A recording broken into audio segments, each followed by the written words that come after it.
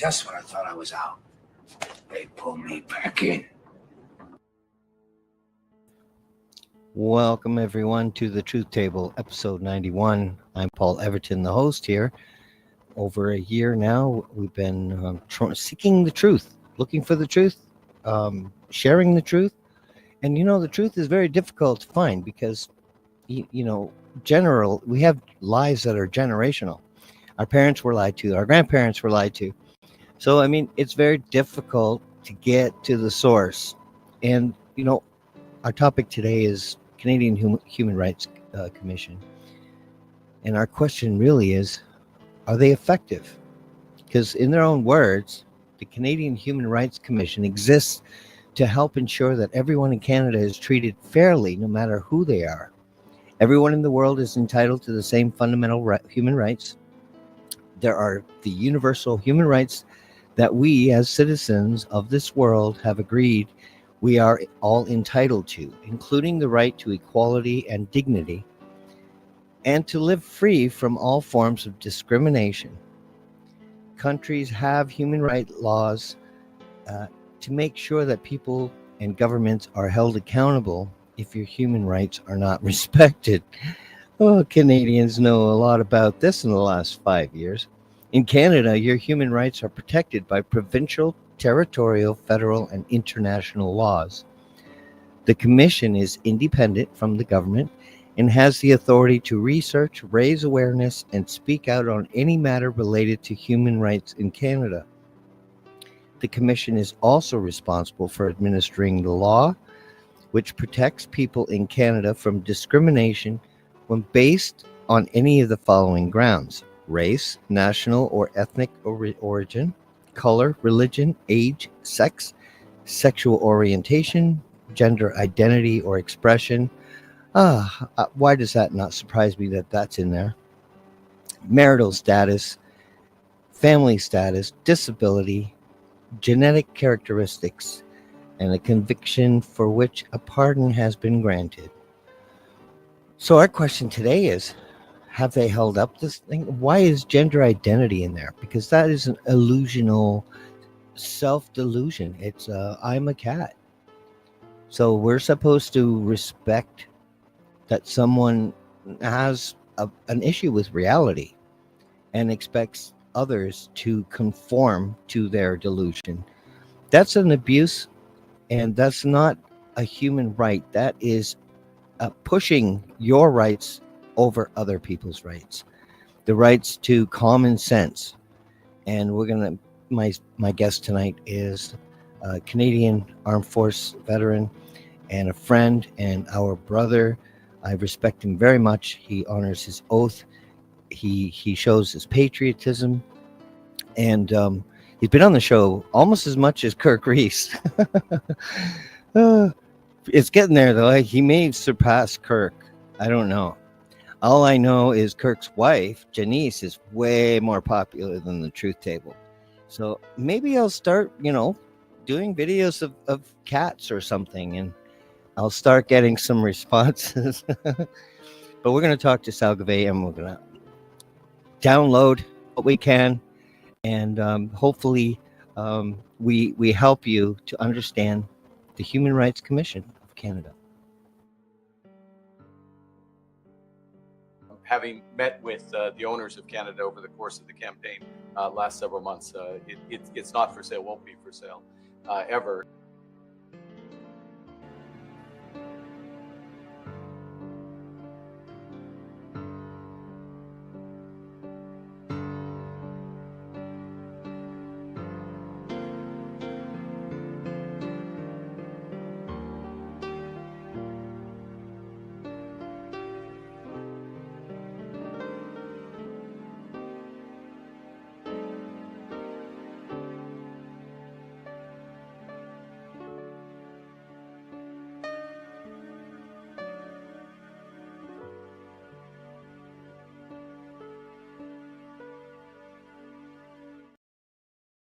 Well, I would like to thank you all for joining us July 27th, 2025.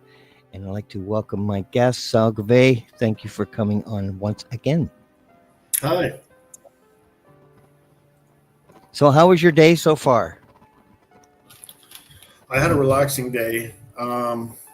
Yeah, pretty much a relaxing day. I had a pretty exciting last couple of weeks, so I've been pretty much just kind of recharging my batteries today, dusting the house and tidying up, getting on top of all that stuff. So I was listening to your intro. Yeah, it was interesting because you brought up the word gender,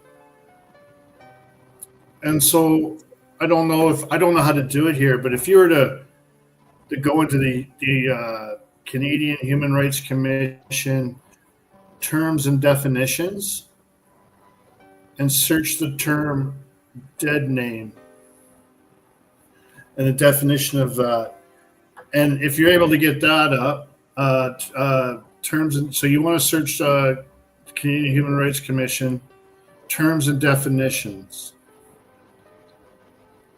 It's under the rules. Or even if you wrote down Canadian Human Rights Commission definition dead name. Okay, let's see if I can find something here. Where I'm going with this is once you find that, and as you're looking for that for viewers, staging for this, the word gender is a two-part word. It was invented in the 1950s, and gen means natural, and der is a suffix, takes the natural prefix and converts it to an agent noun. That's very key because under an agent status, you're a representation and you're seen in a different capacity of existence. So it's entitled, right?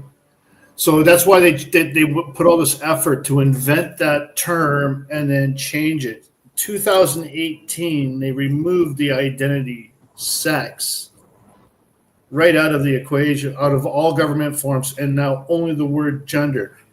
Okay, so the dead name definition is for people who are transgender, who want to identify outside of the colonial capacity.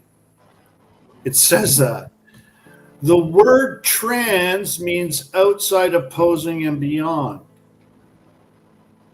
So they've applied this term transgender, which means outside of title, which is where your natural rights are, and they've dressed it up as something that would be opposing to anybody that would want to morally connect to that rights of that capacity. Do you follow what I'm saying? Mm-hmm. It's an intentional, because your words are used against you. Okay?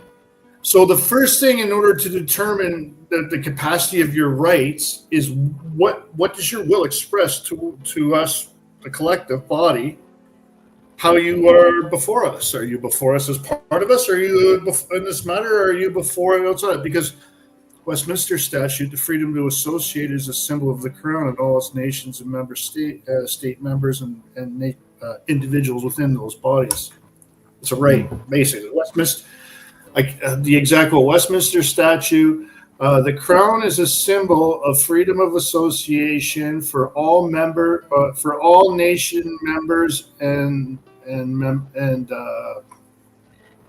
Crown members. I think it boils down to, and all the word salad boils down to, that you, as a part of the Commonwealth, have a freedom, a privilege within your limit to associate outside it in a matter if you choose.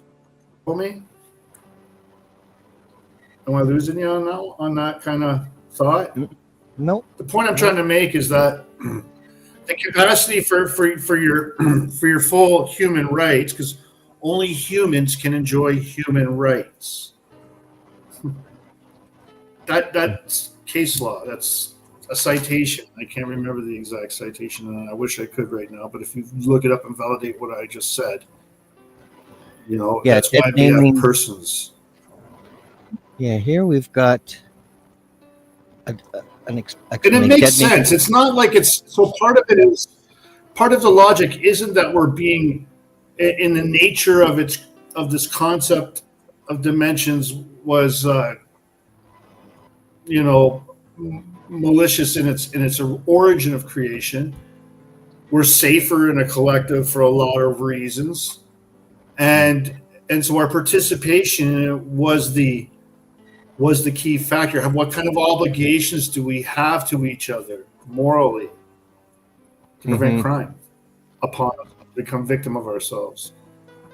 So, and it's going full circle. Before we digress too much off it, is that the Human Rights Commission recognizes the capacity and rights within an identity expressed. And if you look up the term under the Canadian Human Rights Commission, under their rules, they have an opening. It's like an orange. The computer screen's orange, and it has a bunch of rules, and it'll say terms and definitions. And then you look those up, and the term "dead name" says to transgender. It doesn't speak to anything more than the word transgender.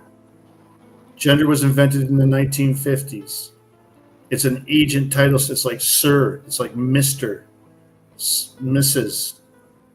It's an entity. Same thing with pronouns. You're not obligated in any of these forms to put your pronoun in. They suggest it. So when you interact with the Human Rights Commission in a matter seeking your human rights, some diligence to appropriate application of your identity should be at play.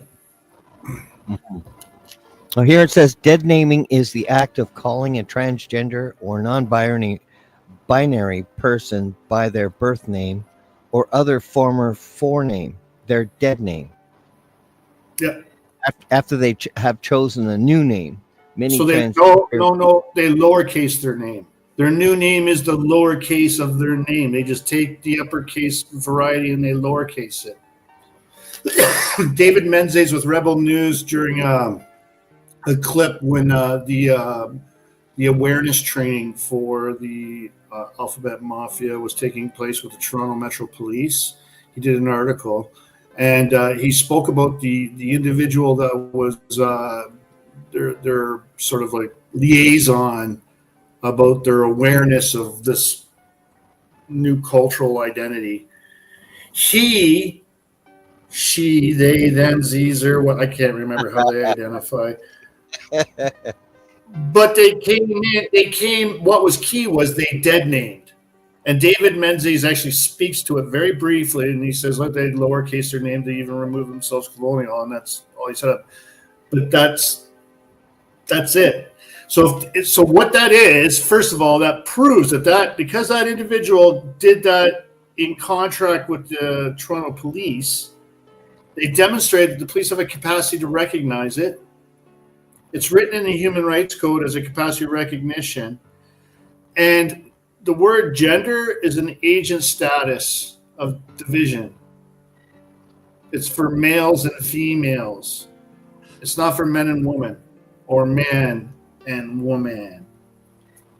So your words are used against you. Identity expressed is the capacity of will presented. And if you come in title, unless you're like some esteemed title under registration, right? You're a doctor, you're a police officer. Highness? When I was a soldier, I was property of the state fully. I was property. I was a thing. I was a creature of the state. Yeah. We were told that. Like you're a creature. And with the title. Come here, title sergeant, you would general. be told that all the time. Yeah. Yeah, you all get your titles. The ranks actually all have deep meaning too, right? So all the words that are used in the ranks have a lot of nuance, power, and meaning in them as well. But without digressing too much, the most important thing that I think to understand is, first, going back to the Human Rights Commission, you're going to be a whistleblower. You feel like there's been some abridgments taking place in some manner, whether it's at work or out in the street, or you observed it and you find it offensive and you believe that something should be done about it. What you go through is what I can share with you, because I've just gotten through the federal equivalent of the Human Rights Commission. It runs differently than the provincial level. I've gone through both. So at the federal level was for me a very interesting trip, because from time of complaint until where I am right now at the tribunal level was a period of 5 years. It took 5 years. But and in my particular case, I was under an ongoing reprisal throughout it. They can seize bank accounts in days, but make you wait. Well, in my particular situation, it's about the lack of obligated duty to accommodate veterans with mental health at a nuclear power plant that I worked at. And they didn't like that. So it's a very awkward case, I'm sure, for them. It certainly was living it, and more so even living through the reprisal as I tried to get accommodated. I mean, it was just insane. And I don't want to talk too much about all of that stuff because it really doesn't. What people need to know is the second that you experience something, I want to clarify something from the last time we spoke. The second that you experience something that you believe is worthy of a complaint, you have to immediately assess the situation that just happened and document it yourself. And every detail that you can think of, and document it. Like time, whether it may seem not a big deal in the moment, but it could be a critical detail that will prove something later on. So as much as you can remember, you write that down, and then you decide whether you're prepared to face the reprisal that you're going to face for doing what you're about to do. You got to consider that. I wish I could say that you should have 100% faith in it, but I'm not going to lie to you. You need to be prepared for a very disappointing gauntlet. Might unfold before you, and it'll be over a subtle nuance that you just had. So following the internal complaint process, you have to be mindful that if they manage to drag it out for a year, you can't complain to the Human Rights Commission. Well, you can, and they have consideration to extend the period, but they're not obligated to. So take that and note that, because you just don't want to give them any opportunity. Like my case, when I blew the whistle, when I first went through the internal process and said, hey, listen, I got a problem at work and this is going on, to the code of conduct officer within my employment, it took them 120 days just to go external, to decide whether they were going to go external. And quite frankly, they would have wasted even more time if they could have. Yeah. Because that was their whole goal. They didn't give a shit about me. And collectively, I'm going to say that you as an individual, whoever you're working for, if they can get around it, you should presume that that's what they're going to do. If they cared, you should just up front presume that. Start running. If they cared about you, they would have moved quickly and effectively. Do you think, in your opinion, that the Human Rights Commission has been effective for Canadians? The obligations are on, yeah.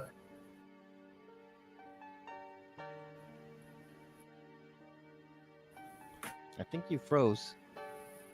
If so, you may have to leave and come back. But I guess our question is, oh, no, you're back. I see you moving. So I've gone through the commission process. It's no longer.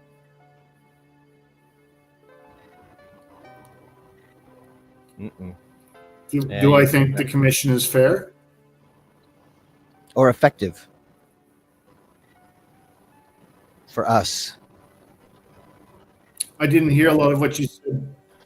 I didn't hear a lot of what you said. You're cutting out as well. You may have to leave and come back to fix. That StreamYard does that. I see it all the time with other people as well. And that's usually the best thing, is just to leave and Is it come back. working now? Yeah, I can hear you now. As long as you can hear me, then we're good. But yeah, I just want to know, Now I can. has it functioned for Canadians? Has it been effective for us, or is it an absolute a game they're playing with us to make us give us the Well, illusion of rights? my experience at the illusion. federal. Yeah, you froze again. Uh-oh, we're gonna have some difficulty. They Yeah. don't like our conversation. The government doesn't like us right now. They're messing with us. They're messing with our internet. My process was delayed. My process was delayed by my employer at the front end, and so there was time that was lost there. And then when it went to an external complaint process, so this is all before I can go to the commission. By the time I go external, I'm already 4 months into my issue, and they took a time to the point where I think it was. The report was done by them at like 11 months, 10, almost 11 months. The whole thing took before I could even go to the commission, and I was bugging them for the report, because when the employer gets an external investigation report and this kind of thing, they have to give you a summary of it within 10 days. They took a month to do it. So they were intentionally like wasting time to remove my ability to make a complaint in a timely manner. And I'm going to suggest to you that tactic is applied wasn't unique. I mean, they've done it before to people. That's not the commission though, okay? So we're not even at the Human Rights Commission. This is just dealing with your employer and whatever outside legal boutique they're going to hire to come in and pretend that they're neutral and unbiased while they work for your employer on the scope given by your employer. That's another part of this issue. When you think out your story about how you're going to present it, you have to look at what it is you're speaking to and the scope. This word scope, I can't stress it enough. If you are experiencing an ass grab at the water fountain, and that's going to bring a nexus to a whole thread of complaints that are behind it, you need to articulate that in your head. And it's one thing to think about how you're going to express it, but once you try to bring it from there and put it through your fingers into paper, whole different story. That's why I say when a moment happens, make sure you write it first, so that when you're in that intimidated moment where you have to speak to it, you're not a deer in the headlight. Yeah. It's not going to do you any good. You need to read from the script at that point, because you're going to be overwhelmed. And when you have that script, because you've prepared it, you've made all the edits, you've connected all the dots, you're on solid ground. If they got to lie to evade your truth, they're the ones that are always off balance, not you. So that's the important thing is scope. Yeah. When you get to the commission, you make your complaint based on that scope. And it's going to be narrow and limited to probably to the bigger issue you're speaking about, because it's a timestamp incident that you're speaking about. Right. You can broaden it once it gets to the point where you're so you've made your complaint about the ass grab at the one that's in this example, an ass grab at the water fountain that has a whole bunch of other stuff behind it. You make the complaint about the ass grab at the water fountain, and then in the back and forth exchange that you do, there's one round of reply and response where they'll be, well, it's just an ass grab, it's a microaggression. You didn't mean he was carrying his folder. And then you could say, well, actually, this is a pattern of behavior that's done this, and this.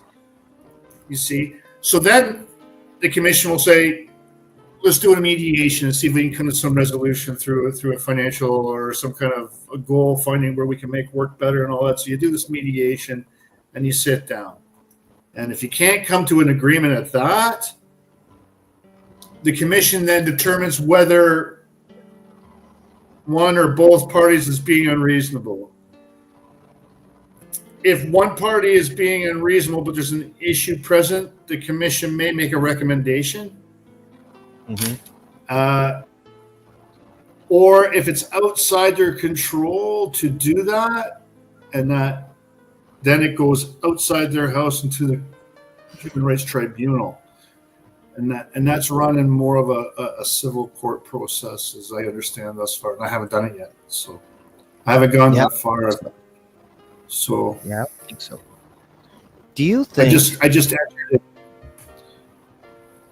I don't know if I got. But going back, so I want to say something before we go too far off track here, because this ties into the whole gender thing. So when they gave me their decision, like the Human Rights Commission sends me their decision, and then the tribunal sends you an introduction. Hello, we're the tribunal. This is what we do. It uses the word that they work with individuals and individuals within groups. That's very, very key, because they didn't say persons. They said individuals and individuals within groups, because human rights are only enjoyed by humans, not persons. Persons enjoy some of those, but not the vastness. Right. So they'll send you a party information form. An individual can be a part of a party, as I understand thus far, because I look at every single word they give me. But the form invites you to do three things.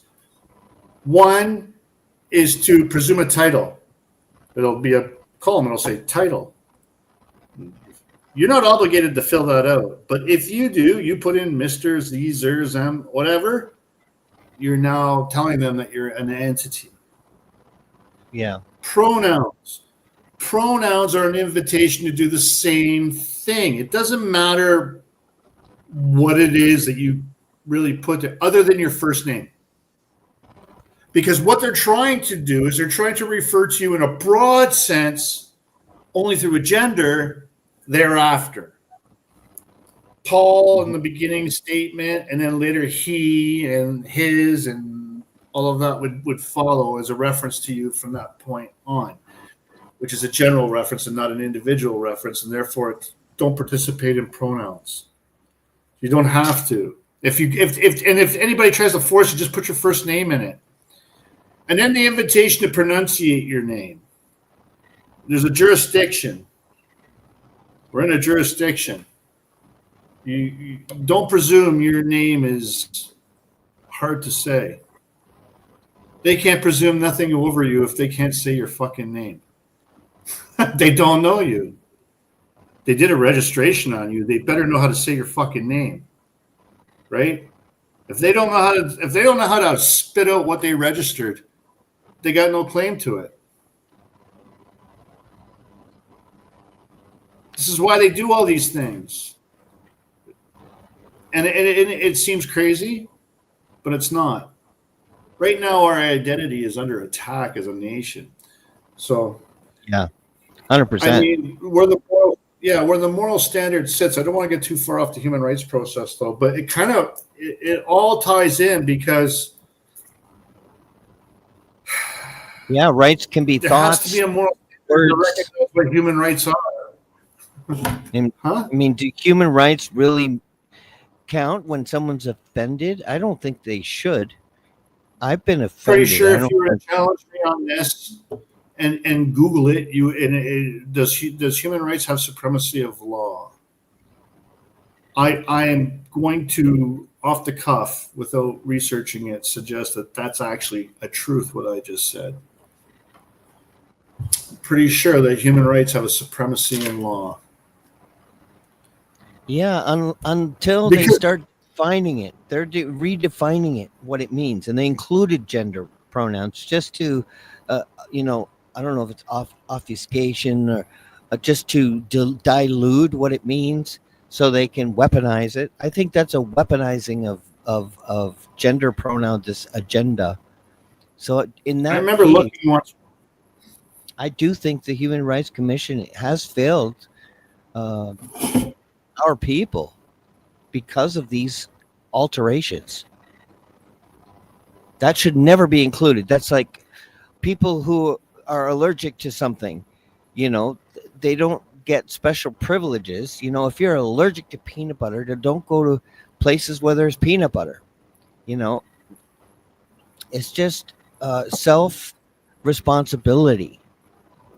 But there's a presumption that everybody's okay with stuff because nobody's complaining in a mass. Right. Right?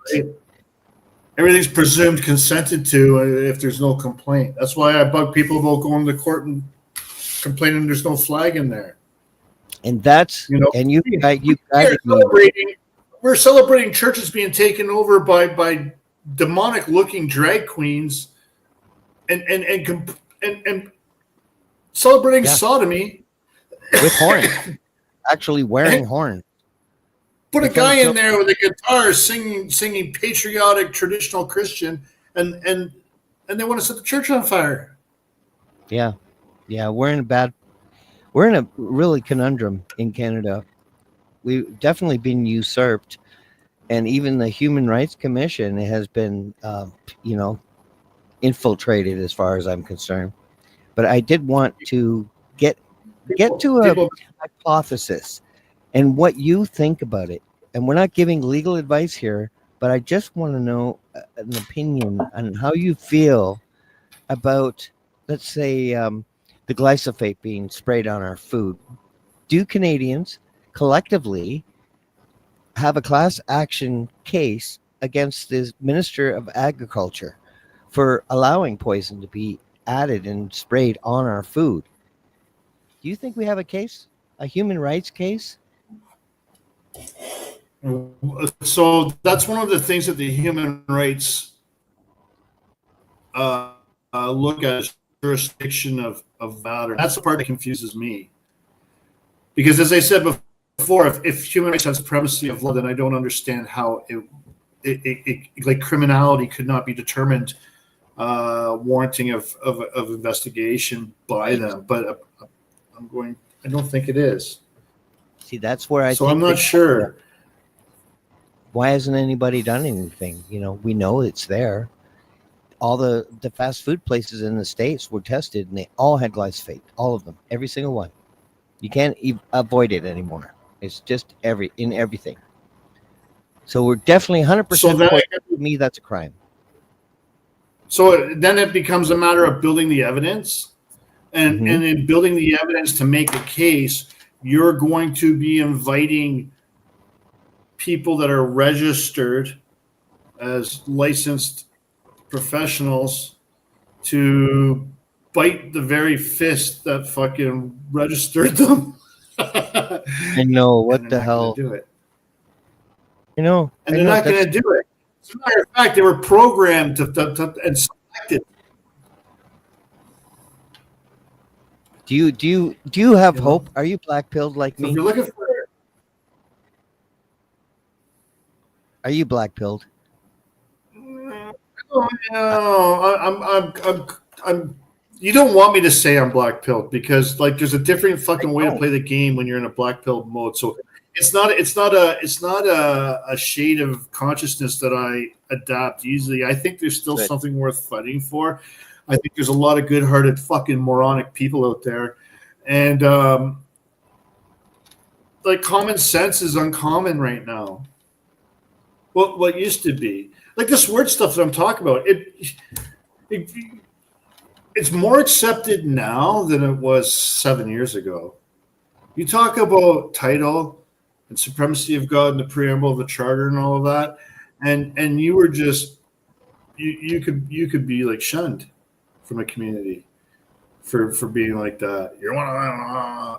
Now people are a little bit more paying attention to it because of the trauma our rights took during COVID. It drove people to actually look at it and mull it over in their head a little bit. And even if they didn't put it all together, the notion that it's, it kind of made some sense. I just don't. I remember the first time a postal master guy, one of those postmaster marshal type guys, tried to convince me of his approach. I was like, dude, at this party in the next 2 hours, there's no way I can already tell that I'm going to have anything that I can hold on to from this conversation you're talking. It's not that I don't find it interesting. It's beyond any comprehension that I can fucking retain until tomorrow and process into something practical.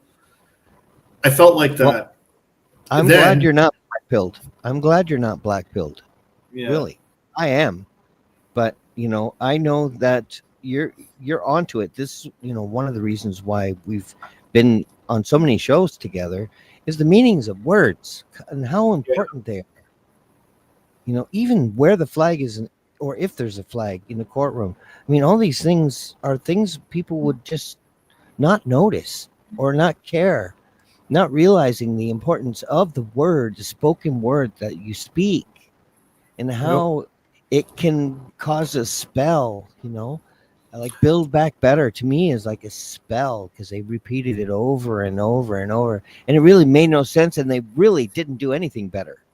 So, and all that stuff that I'm talking about, I've tested it. I've done the recon. I've walked in. I've practically, I've walked into the court and argued with a judge, and he hasn't given me a reasonable answer. Is what I'll say. They don't even attempt to answer it. They just dismiss you and say you're being vexatious. It's it defeats logic. There's no reason for the search other than to take away your limit you. And it was invented to start doing as a practice normally in 2015. This obligation in 2015. The missing flag's a big deal. And I had a discussion with a lawyer recently around it. And, the lawyer was sort of like, it's not really that. And I'm like, well, here's the thing. I begged for the entirety of my trial, 3 years, preamble, every single time. Flag's not here. It's causing me anxiety. I want the flag here in a position of honor. And the judge refused every single fucking time. If you now go into the Court of Ontario Supreme Court of Appeals, 1998, you're going to find a case where a First Nations man would not testify unless they removed the flag. What? Which they did to accommodate him. What the hell? So there's two things. The flag was there all then at that time, and it's not now for some reason. And two, a First Nations guy can have it removed out in order for him to come in and testify to accommodate him. But a veteran strung out with PTSD and anxiety can't have it present to ease him in his process. Okay, we do have a question for you. Don't make fucking sense. We have. I don't care what your belief is, but that's the reality, and I've demonstrated it. It's like I've proven it. That's the situation. Oh, yeah. Yep. You got people being arrested and chased out of churches for singing songs that are appropriate to sing in a church. But they celebrate and say that the exact opposite of that is beautiful and brave in there. Mm-hmm. Now, let me just interrupt for a second. I want to thank Kirk and Kim. I want to thank Kirk and Kim and Barrett and Amy for coming on. Amy has a question or a statement here. I'll just put it up here. Human rights, a luxury we often take for granted till they are violated, as in Montreal yesterday, with a fine of $2,000 handed out to a church for worship. Yeah, Montreal. Yeah, I did it. Actually, I did. My last guest, Sue Sproul, she was like right in the heart of the pit of the devil, basically, in Ottawa. But she had a lot of responsibilities, and she saw a lot of things. And I count on these friends like Selgovae. There's a lot of things that we just were never taught. So we've never been empowered, and they're constantly, removing people from reality by giving false hope. They have these psyops. Oh my God, I saw something yesterday, a truth bomb that completely blew me away that I don't even want to talk about, but it is about the convoy and, what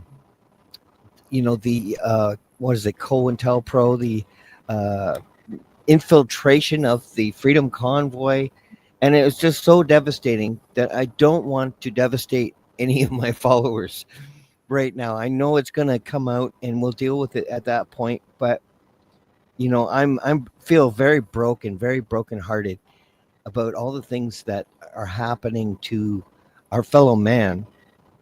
And I don't just care about Canadians. I care about all people, all countries, no matter what geographical area you were born. I want you to be free. I want you to be happy. I want you to be able to love and be married and have fair due process in your courtrooms and fair laws. I want all these things for everyone. I think you're the same, Selgovae. I would have to say, and I don't usually speak for people, but I think you're in the same boat as me, where you do care about your fellow man, or you wouldn't be doing this, would you?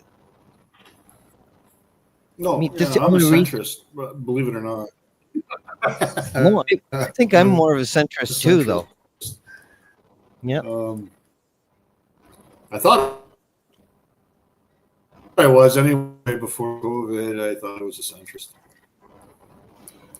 Oh, yeah. Kirk is still with us here. I am not happy with. Hey, Kirk. Yeah, I'm not happy with some of the stuff. The commission, I believe, the commission works as a filter before you get to the tribunal. So the commission has a lot of things that it has to determine. It has to determine whether it's the appropriate place for the complaint to be. It has to then determine whether the complaint is valid, given timelines and all other considerations around it, before the collective body spends any more money on it through trying to mediate and then go to a tribunal. That process is long. In Ontario, I've found it in the past to be quicker. I don't know when I have an Ontario commission matter going on right now against an OPP officer as an individual. And, I don't know. I'm not going to say his personal name right now. But I don't know how long that process will take. My past experience, it was like about 2 years is typical from beginning to end. In today's world, I don't know if that could be longer. At the federal level, it took 5 years to get to the point where it's now been processed through the commission and exhausted there, and it's moving to a tribunal. So I can't speak to how fast the tribunal could happen or finish. There's a lot of variables there. I've heard people say that it's typical that they can finish once it gets to the tribunal level. So start day one of tribunal to the end of the tribunal process could be 6 months if there's no appeals or judicial reviews following decision. I don't anticipate that timeline. I've fucking been disappointed expecting things to finish sooner than they have. So yes, yeah. I just keep grinding. And I'm not surprised, but I'm glad you didn't give up. Do you see light at the end of the tunnel for Canadians? Like, and how do you think that's going to happen? Like, what do we have? I think it's going to happen because there's already an awakening to the overreach and infringement. Like the right wing side has fundamentalists that are fucking weirdos, just like the left do, right? We have to begin to start identifying that more clearly and speaking to it and trying to soften each other's sides out, because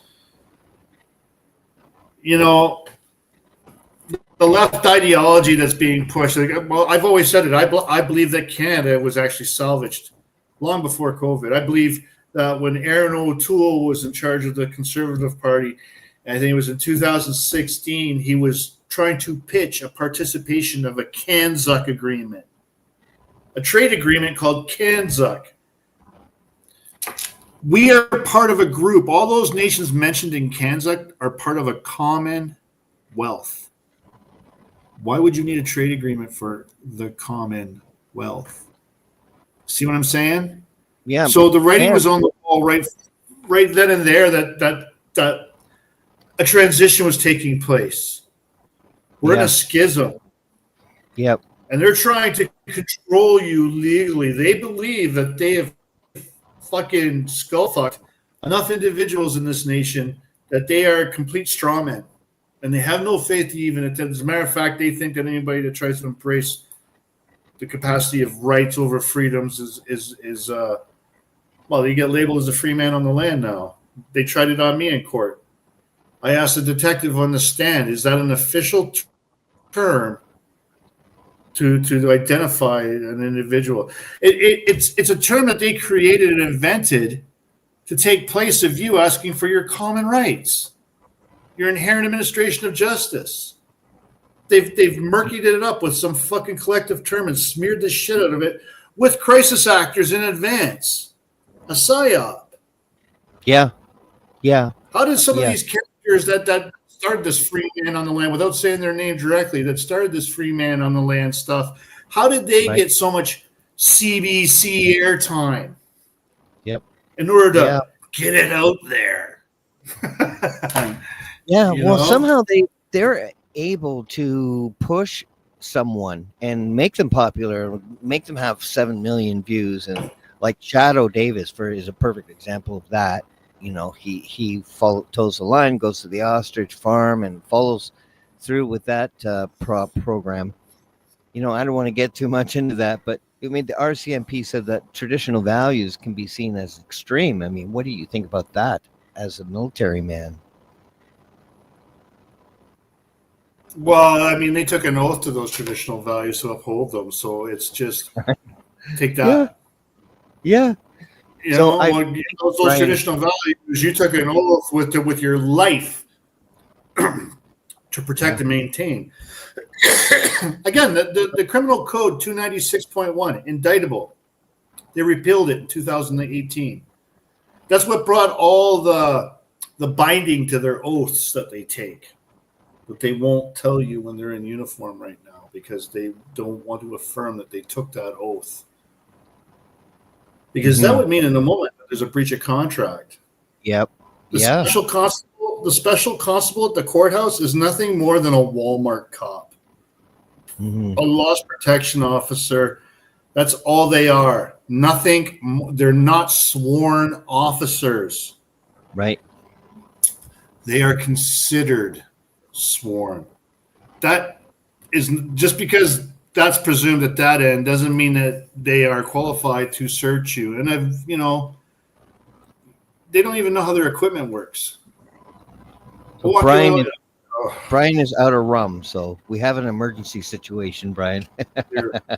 So if the Commonwealth were to give you a check for $10 million, what would you do with $10 million? Yeah. What would I do with $10 million? What would you do with that money? Buy Brian some rum, and then. No, I don't drink. I don't drink. I don't drink rum like that. I'm having a beer today. I clear my debts. I would. There's two sets of considerations that I would have to do. One would be, trying to rally my family into some kind of stability, if possible, and then the other one would be something. I'd have an obligation to reflect into my community in a positive way. So I would have to figure that out too. Yeah, those things would probably keep me busy with that chunk of change until I died. Would you go fishing with me on Kirk's boat? Oh fuck yeah! Yeah. Yeah, we even hired a pilot. We'll contact that Jim and say get on the fly. So maybe I'll buy a boat and park right beside his boat. Yeah, that sounds like a great idea, Kirk. We can get on the White Stefanos on there. I could throw him out the plane somewhere over Lake Superior. Get out of here. I would definitely buy land. We've rattled sorts a few times. If I get 10 million, I would probably stay in Canada. I would probably buy land, a lot of land, and I would build a bunker.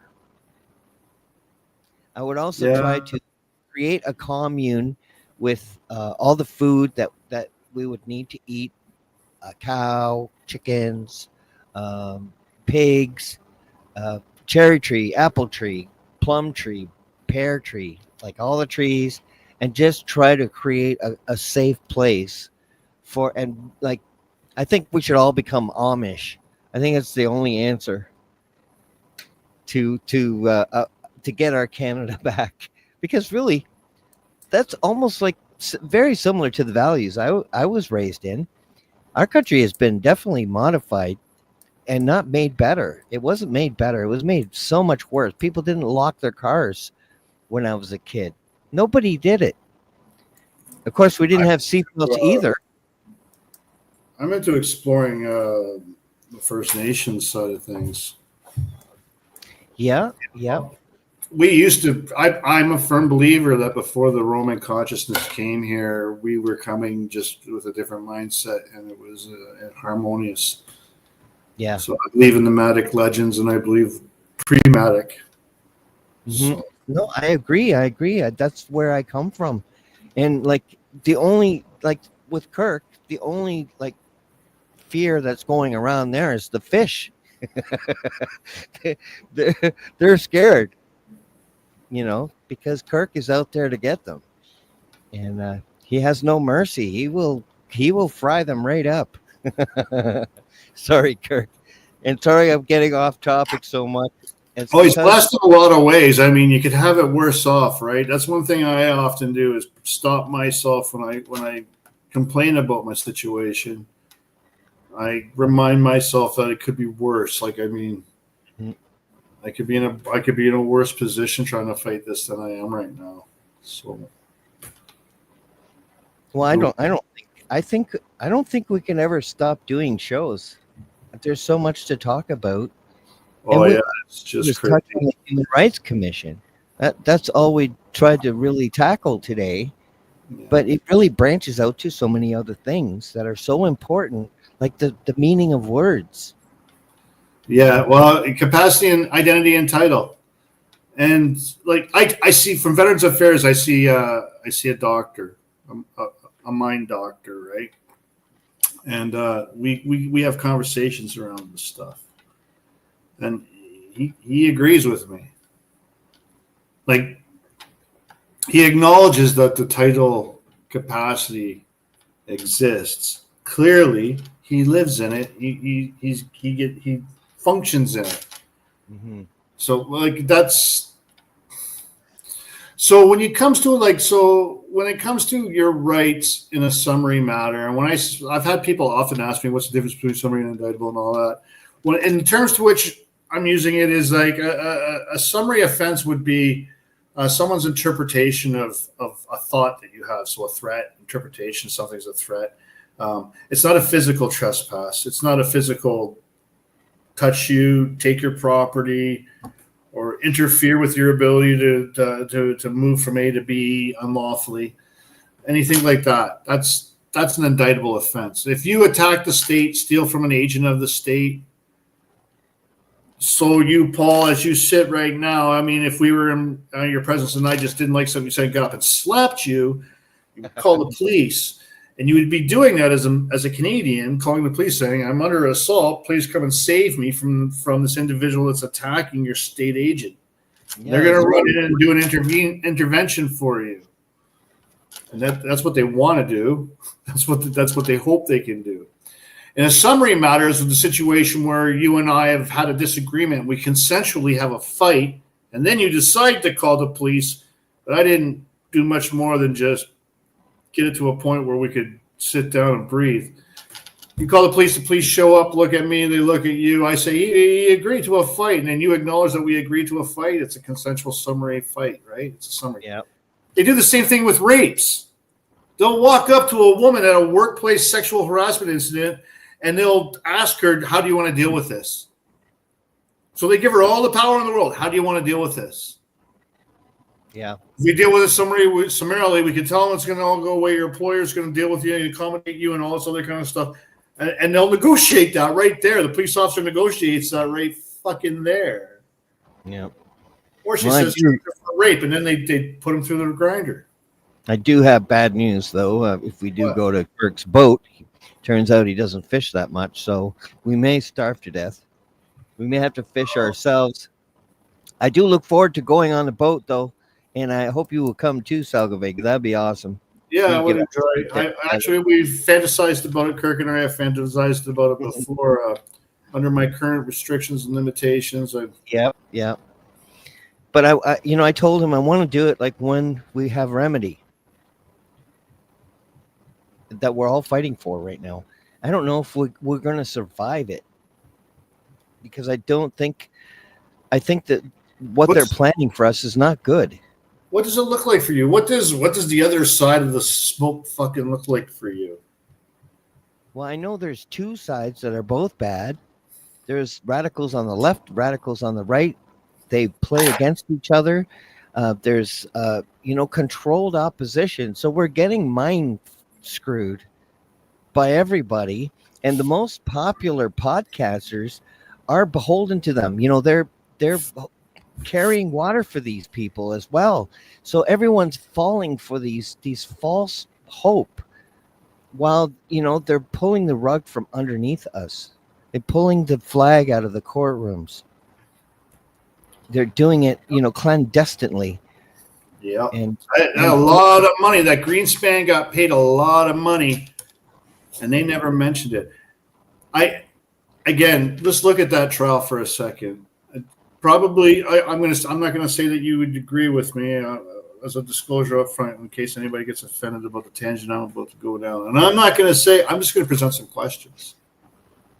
Right? There's some fucking questions out there. These people, Barber and Litch, were charged with advising and conspiring for mischief, and an indictable offense. Apparently, it was elected indictable because that's the time they're asking exceeds 2 years. So I don't understand how Danny Bulford, Eddie Cornell, and Vincent Gersey are not being charged, because they were and McKinnon from V4F as well, and Evely got charged. He got arrested at the monument. He was there at the monument when they grabbed him, but none of the other ones were. So they were the ones that were advising. They were Litch and Barber did not, they didn't come there aware. They didn't put those guys, that team together to not interact with police and give them advice about how to deal with the police and make their life difficult or not, all their tactics. That's why they were there. That's how they got famous. I don't understand how they're not charged. And now, if they did charge them, would that have maybe taken away some of the attention that would be cast on the other two characters? They're star characters that they really want to make, look like the face of it all. Because it was James Bowder and Martin Brodman that kind of did all the legwork to create that.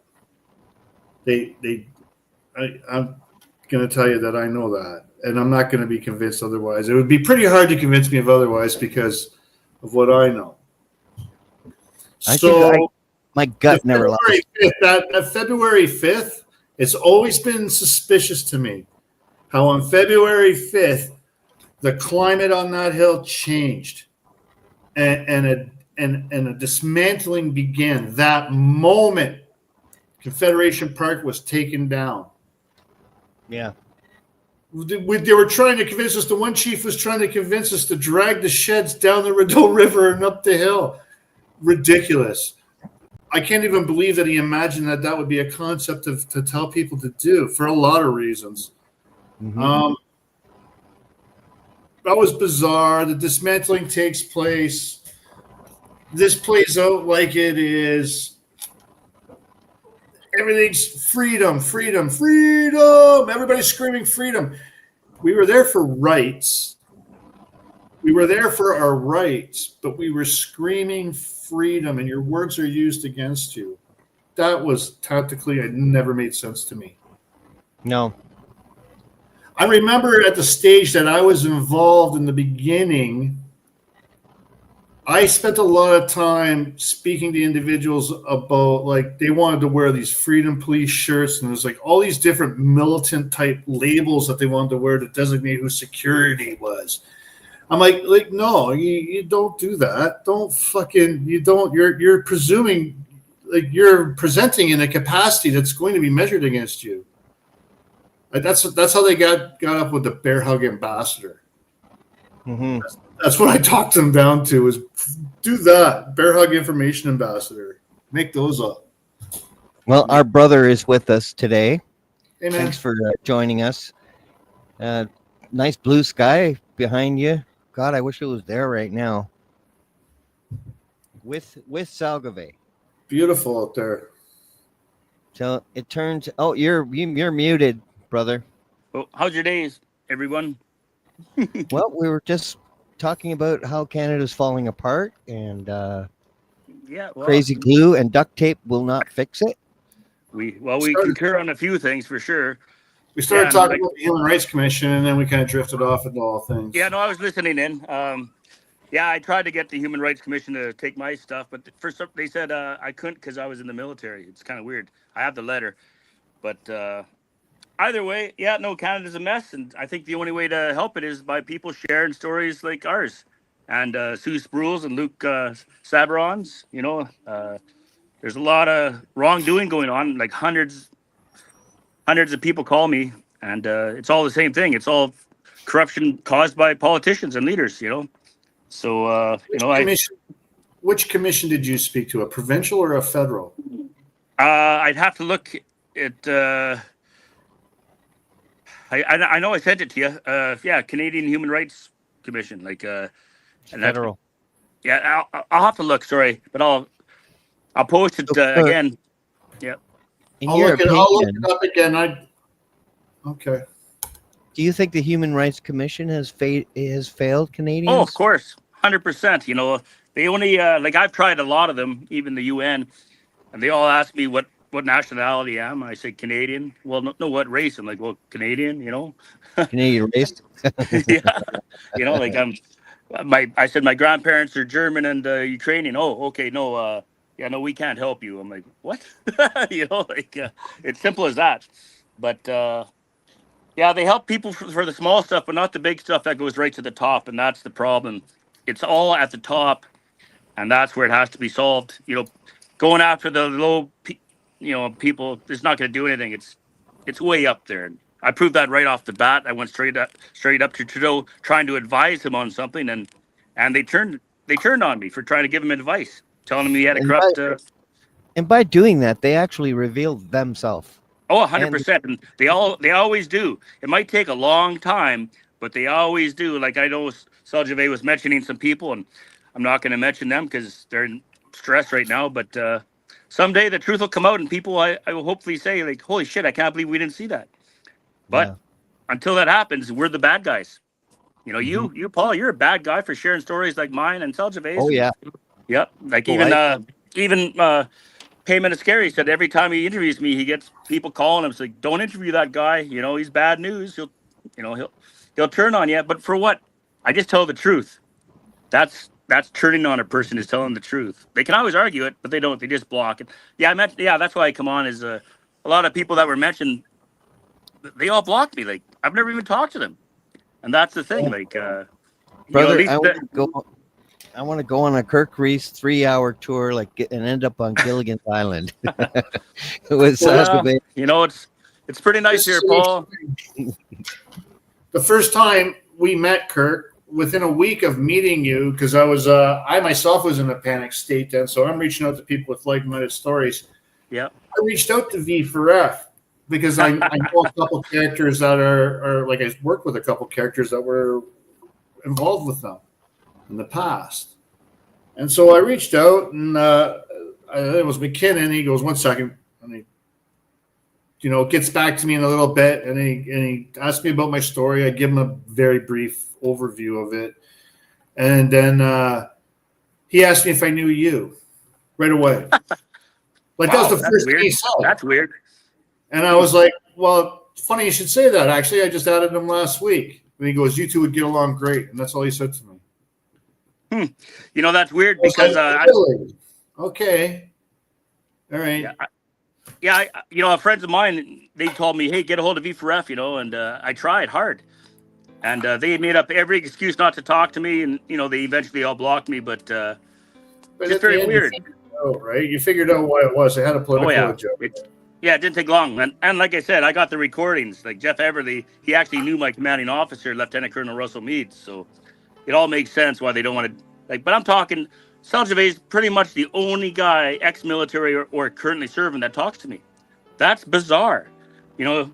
I'm a nice guy, and I'm very, I get along with everybody. But for some reason, they don't want my truth getting out. And I got to wonder, what were they told to be that way?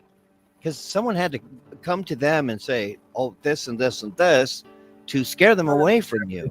Not necessarily. Like in some cases, I believe that's for sure the case. I know it to be true in my situation. I'm sure in Kirk's as well. But on a more broader sense, I mean, I had guys that at one point in my life, we were inseparable, and yeah, exactly. They're just like, Jay, it's just really fucking so burnt out, man. And listen, these guys have done a handful of tours that I didn't do. I can't, like, in all fairness, I can't fucking put any burden on them because I don't live in their bubble. I don't look through their lens.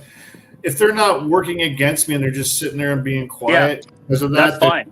Fucking whatever. I guess of the two, that's okay. Yeah. They're the ones that did attack me though, and there's a couple that did. Fuck them.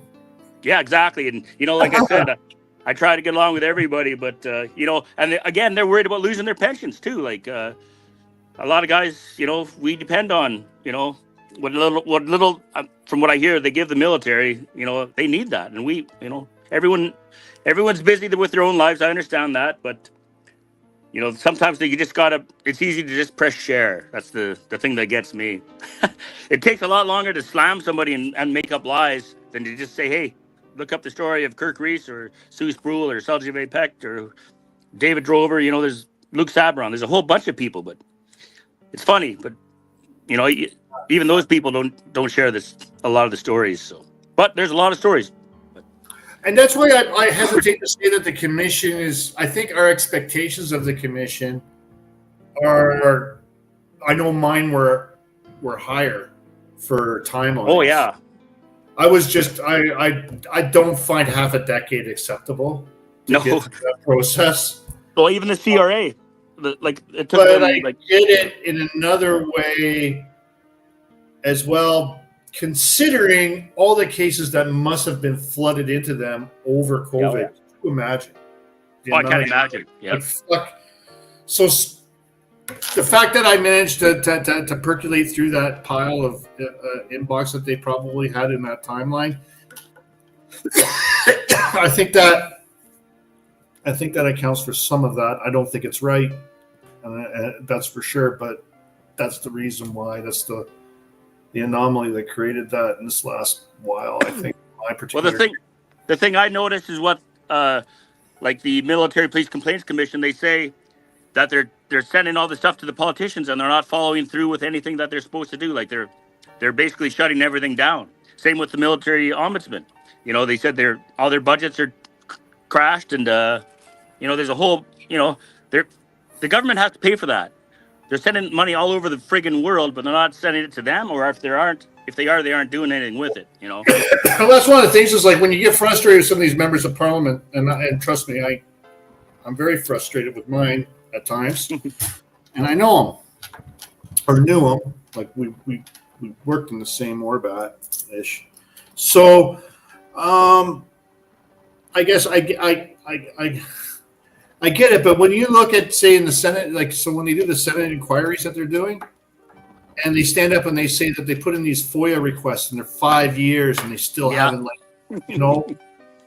and that's from a member of Parliament's office. So like, it's no wonder that a regular schmo like you and me don't rise to a triage of concern if a member of fucking Parliament can't get it in 5 years. Yeah. Right. And that's why I keep saying it's all about people sharing and getting more public support. But but they shut that down too. Like I got 27 views on my last videos or whatever. Like I think we have a way. I think they have a way to do that because people that are following their line of thinking get lots of views. Oh yeah. And, Oh yeah. Trust me. and, you know, Kirk isn't asking anybody for money. He's just asking to share. Oh. And perhaps if you're working in the government, perhaps you can help. Because a good person that works there are good people in the Army, there are good people in the Rangers, in every department, there are good people. That's the people that we need to be able to find remedy and to get rid of the absolute treason that's occurring right before our eyes in this beautiful country. It's a beautiful country, and it's being destroyed just by words, terms, gender pronouns.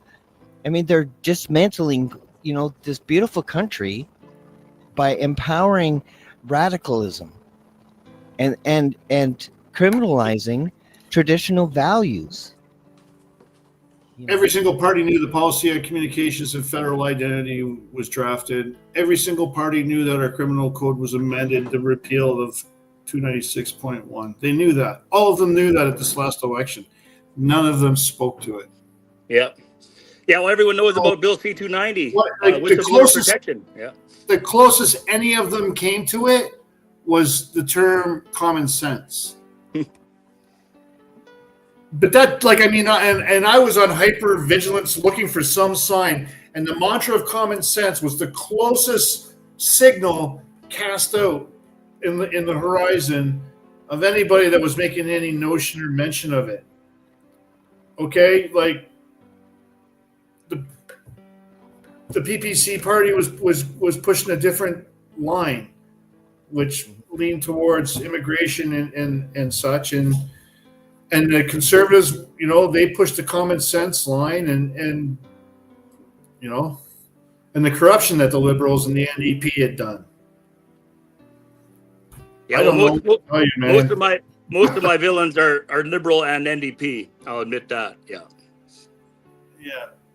Yeah, NDP is not good. What they're doing to British Columbia is absolutely obscene. Oh, fuck. Look at Charlie Angus. I mean, my goodness. What a clown. And Vancouver is beautiful province. It's beautiful mountains and the ocean. I mean, it's just an amazing place, and it's absolutely falling to these NDPs. Just like in Ontario. Waves of Ontario boomers retired in BC in the rich areas that they bought all the condos up and they moved into those areas. That's what you have. You have the Hamilton Wentworth region and radiating area around that picked up at retirement and moved to BC. A bunch of them moved up north to where Elliott Lake here in Ontario too. So, but yeah, well, I remember the waves up going up BC. I just wanted to make sure that people knew, like, yeah, I do believe that I am definitely blessed by how we came here and how I met my wife and you guys, and my kids are doing well. So yes, I do agree that I am very lucky. But there's a lot of people that don't have the opportunity to start from nothing again. Mm-hmm. And like I said, it's a miracle in my mind, you know. And you know, you both know I'm not religious, but I do believe that, you know, standing up is the only reason I'm here, and that's for a reason, you know. So, yep. Well, I am spiritual, and I believe that characters like us are like we're exactly where we need to be. We're resonating exactly the way we need to resonate, and whatever comfort that we're enjoying right now that allows us the opportunity to continue fighting is a blessing that's been given to us for that purpose. Exactly. Yeah, a lot of people say just give up or just stop. Like even the lawyers, Kirk, I've been following you for a year and a half. Looks like you were able to recover pretty good. Just keep going. I'm like, yeah, no, I would be a lot happier if I didn't have this, knowing all the suffering that's going on out there. You know, like, it's terrible. Like, the calls I get would blow your minds, you know. Men, women, you know, it's all races. You know, it's not, you know, everyone thinks they're trying to divide everyone by races, but, you know, a lot of these people are foreigners that are contacting me as well. It's just, it's everybody. I can remember trying to figure out just a pattern in the system that I could identify, that I could work from in 2020, and reaching out with my story to different characters. Christopher James from A Warrior Calls was one, right? And you know, I was frustrated because, you know, like, why isn't this guy? He's doing everybody else's story. Why doesn't he want to hear my story? And you know, I went through all of that stuff, and you know, again, if you want individual rights, you got to be willing to fight for it, man. You know, if you're not getting what you want right now, it's because we're not saying it correctly. So do you think it's possible to do it through the court system? I believe that if the public gave a crap about the fact of the searches that were being forced through by a special constable hasn't even taken an oath, that they removed the flag, and the fact that how they removed the flag and when they removed the flag, like that whole dialogue that I've explained before. Right, 2015, they started the searches, which removes your presumption of innocence on entry to the courthouse. Right. In 2016, they drafted the policy on communications and federal identity. Identity expresses capacity. Oh shit! Well, that's drafted. My phone. Yeah, that's drafted in the bullpen. 2018, they repealed the Criminal Code 296.1, which was a blasphemy libel, was indictable for 2 years, and that's what brought any kind of binding obligation to any oath, so help me God, to a constitution under God. They repealed that, got rid of it. Then in August 2019, they modified the policy on communications and federal identity, put it into action right before COVID and the Zoom court. The flag was taken out, nobody noticed, and they got a mass consent through all of that. And again, because of the Zoom court, you're not present in the courtroom, so you cannot speak to rights. The flag is an emblem of the nation, and an emblem of the nation is representation of the ideals of the nation, which is our Constitution. Our Constitution is written out of the King James Version Bible, and that's the God that they're referring to is the one that's written and allegorized through that version of the Bible. So that's what you got to speak to. Job 32:21 says, "Wreck no title upon man's person." Well, when police come to you, excuse me, sir, mister, that's title. Yep. When you present as a driver with your driver's license, you're coming in title. You're working in a job and you say, I'm in this role when I'm doing this job, or it's a licensed job and you're under registration as you function it, you're in a limit in that capacity, in that role. Your freedom is to, in matters outside of it, to be able to speak to your capacity in greater volume. What that would mean is the expectations of you building a shed in your backyard for yourself is not the same as the expectations of building it for another person to a building code. Mm-hmm. I guess. I'm going to ask you both the question. Do you look forward to the day where we don't have to do this anymore, Selgovae? No, I think we need to fucking get on this and never forget it. You know, yeah. Somebody said once about, our children returning to innocence. I'm like, nah, that's gone. Never do you want them to be that stupid again. Never do you want them to be that fucking ignorant, stupid again. This horror's happened. They should be we create a nursery rhyme about it so we never fucking forget. Yeah. Hopefully. Yeah. We forget the other ones. But I know Kirk doesn't want to do this anymore. He wants remedy so he doesn't have to do this anymore. Yeah. Well, here's the thing. I remember this, thinking things were going south when we quit singing the national anthem in the morning. We quit saying the Lord's Prayer. Things started getting weirder after, and that was a long time ago, mind you. But my kids, they listen to these interviews. They're very smart. Of course, we homeschooled them too for a couple of years, but kids should be well aware of the harms and the hazards and the dangers that they're going to be coming into. It's not like trust your government, you should be able to trust your police, but you can't, but someday you can again, but it's going to take some work, and I do believe that, of course, nobody wants to do this, I don't think, but, I never want to have to tell my story again, but the only way to do that is to have some resolution. And unfortunately, some people are going to have to go to jail, but they're bad guys. One of the thing about the three of us is none of us did this for fame. We're not looking for fame. We're desperately trying to awaken people that have been brainwashed and trying to show them where the door is that leads out into safety. And we do have to do it together. We can't do it alone because we are outnumbered alone. So that's interesting you would bring that up too, because Kirk shared with me a message that was given to him by an individual that's kind of getting a lot of limelight and all that, which is fine and good. However, they made this interpretation that the frustration that Kirk had was to the fact that he wasn't enjoying, in other words, the same attention they were getting. I don't give a shit. Yeah, I know, and so, but I do. I care because you know what? It's like if you're aware that something's happening to another individual, you should, and you're in that position, you should offer some kind of platform or some kind of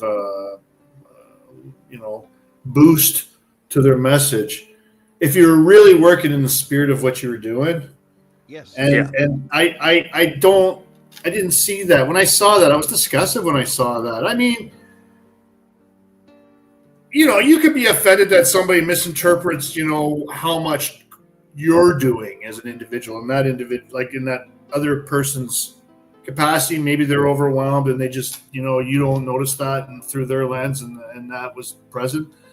But the way that was answered, yeah, it didn't really kind of resonate to that. No, something else there.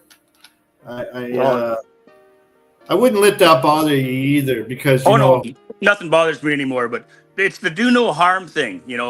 If you can't help a person, at least don't harm them, and they're going above to try to harm, people. Yeah. Yep. Yeah. And you know, I have to just point this out. Look how good Kirk's camera is right now. Like you could literally count the hairs on his chin right now. Oh, yeah, mine works. It's like crispy clear. That's because I always got a rolling paper over my camera. I never have my camera unexposed. Like I always have tape or a rolling paper over it. Yeah, Selgovae's camera is gently smoothed over. He's got that like filtered look. Patina. Well, I better get rolling. Okay. But I just wanted to say hi, and thanks again, Paul, for having us on. And I think we're doing the right things for the right reasons. I don't see a lot of people that can say the same things. But I'll let you guys go. Have a good one. Bless you both. You too, man. Thank you, brother. And that was Chris. If you didn't know who that was, thank you. Like he said, we're all here for a reason. We're exactly where we're supposed to be. Yeah, I think so. And I think we've got like 10 more shows that we have to do. Because there's going to be some interesting stuff coming up in my life to talk about in the next little while. Yeah. But I mean, you can also apply it and help other people that could end up in that situation. So that's what we're here for. Yeah. We're here to bring the darkness into the light so you can see it for yourself. We're not here to convince you of anything, and we will show documents when we can to prove what we're saying, because this is an expedition of truth, looking for truth, trying to find it, and sharing it with others. And that's, eventually this could be something that's not allowed anymore. So we're doing it while we can. And we're hoping that we reach the right people with the right information at the right time. And, faith has a lot to do with it for me. And, hello, my friend. That's exactly. Do the right things for the right reason. We have some amazing friends. I have met the most amazing people in the last 5 years. All my guests are amazing. Every single one of them, I swear. And they all have something to share. And Selgovae is no exception. I'm sure he'll be on another show. I've got a month. With this stream, I and keep I'm pulling you going to back. and I'm going to use it just when I thought I was out. Just when I thought I was out, they pull me back in. And that's exactly what happened. And that's okay. That's okay. I just have that much faith. I just know that everything happens for a reason. And that includes Selgovae.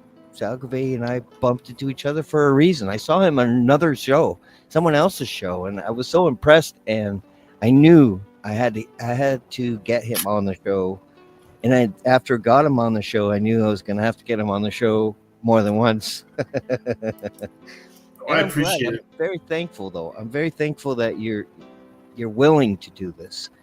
I'm grateful that you're willing to share the information, because it's a huge boost, and I think I talk better than my grammar when I type it online. But you study things that I've studied, like the meanings of words. I mean, that is, people don't have time for that. They just accept the words for how they're being used in a sentence, not realizing what that word actually means and how it affects others and how it affects their stand, their standing. And it's all so important, especially this. A time like this, words are weapons, Yeah, interpretation. If you follow the letters and the syllables and everything back to, like people will perceive Lucifer as something that is got no value in original scripture. And the Satan as well. The Satan is the opposer. And again, it's ironic because the Satan in the original interpretation means the opposer, the outside of and beyond of the adversary. Yes, Satan is in today's diction that means trans. Mm-hmm. So it's an adjective. It's not. I don't even consider it a person. It can be used as a person. Like my sister is a Satan, and Satan is like an accuser. That's bringing you down. And he did that in Job. That's exactly what his role was, to try to bring down Job's faith. And my professional title was composite adversary. Mm-hmm. And Lucifer is a descriptive noun. It's describing a noun, a light bearer. Like a firefly is a Lucifer. It's a light bearer. We have light inside of us, and that makes us light bearers. So we're Lucifers too. And almost everything God created is light. All the animals, the people, angels, they're all created with light. So they're all light bearers. So you can't nail down who Lucifer is because it's only a description. It can apply to things. Even the root of light. We do. This is what you do. Yeah. It's like the word light isn't what people, it's not the light bulb in the ceiling. Its root, its origin, its meaning is a box. It's a container. You put things in it. A firmament. So your language is the firmament. There's bubbles within bubbles. So like there's a legal context, and then there's your inherent context, your common sense context. Yeah. Now, before we finish, is there anything that you would like to tell people, to leave them with, to contemplate and to think about until our next show that you think might help them? I'll talk about a story that an experience that I had, a question I put forward that vexed the Crown Attorney quite a bit. Well, I'm at the Walkerton Courthouse, and I'm standing outside courtroom number 1, which is the top floor. And outside, there's a Gladue court poster. So a Gladue court poster is for First Nations court processes. They have a different process if they want to use it. Interesting. So, but it's the identity that they say. Are you Aboriginal? And then it does the whole pitch on Gladue court underneath it. But it was the Aboriginal application. pronounced Av with the bet, B being bet, house. That means father. So aboriginal is father's original. That's not the same as indigenous, which is interesting. So I walk inside and I asked the Crown, I said, what's the difference between the identity of aboriginal and indigenous? And the Crown looked at me like I pissed in her mouth and fucking and turned her head. Because the word indigenous is the word indigent with a suffix intentionally applied. And the intentionally application is important. Indigent means poor, in want and need. You drop the T to apply the OUS suffix in language law. And the OUS suffix means fulsome capacity. In full want and need. If you identify, if you express yourself as that, are you the master of fucking anything, including the words that fall out of your mouth? And that's how they do it. They get you to say, I'm an idiot. And then they treat you like one. Well, on that note, I want to thank you again for coming on the show, Selgovae. Yeah, Thank you all for watching, participating, comments. It all means a lot. Share if you know someone that could benefit from the information that we gave today. We'd appreciate it. Tomorrow night, I have. Let me see. Where is it? Michael Angel. Michael Angel will be my guest tomorrow. Let me just put him up here. Thank you, Selgovae, for coming on the show. I'm going to just put on Michael. This is tomorrow night's show. Michael Angel, who's also a health coach. And here is his website. Here we'll talk about food. And I look forward to that show. If anything, my shows are about trying to find solutions, answers, and health alternatives, whatever we can find. So I want to thank Michael for coming on tomorrow night's show, and Selgovae for coming on this show. I look forward to seeing you all again tomorrow night, 8 p.m. on the Truth Table.